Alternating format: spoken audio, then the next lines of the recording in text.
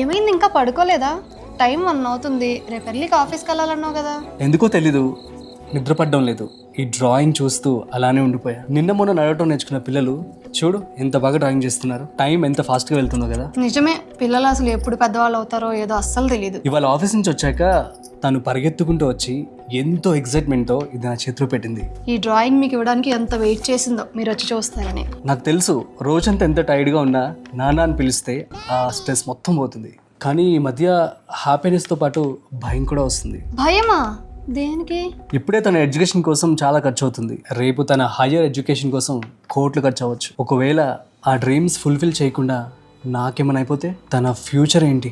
ఆ ఆలోచన నేను భరించలేకపోతున్నాను. అలా మాట్లాడకు, మీకేం కాదు.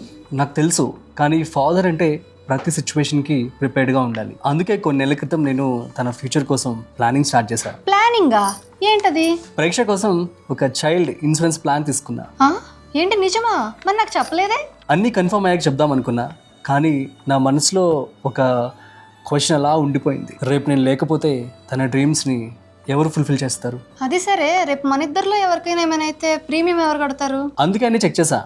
ఈ ప్లాన్లో బిహేవియర్ ఆఫ్ ప్రీమియం బెనిఫిట్ అనే ఆప్షన్ ఉంది. అంటే పాలసీ టర్మ్లో నాకేమన్నా అయితే ఫ్యూచర్లో కట్టాల్సిన ప్రీమియమ్స్కి ఫ్యామిలీ పైన బర్డెన్ ఉండదు. పాలసీ టర్మ్స్ ప్రకారం కంటిన్యూ అవుతుంది. పరీక్ష ఫ్యూచర్ కోసం ఉన్న బెనిఫిట్స్ ప్రొటెక్ట్ అవుతాయి. ఎందుకంటే ఫేట్ నన్ను తీసుకెళ్ళినా పర్లేదు, కానీ నా కూతురి డ్రీమ్స్ని తీసుకెళ్ళకూడదు. నువ్వు నిజంగానే తన ఫ్యూచర్ని చాలా సెక్యూర్డ్గా ప్లాన్ చేసావు. ఇవాళ మంచి ప్లానింగ్ రేపు మీ పిల్లల కళ్ళని కాపాడగలదు. మీరు కూడా మీ చైల్డ్ ఫ్యూచర్ని సెక్యూర్ చేయాలి అనుకుంటే బయోలో ఉన్న లింక్ని క్లిక్ చేసి top child insurance plans compare చేయండి. Check the link now. Boss wala. Be the boss.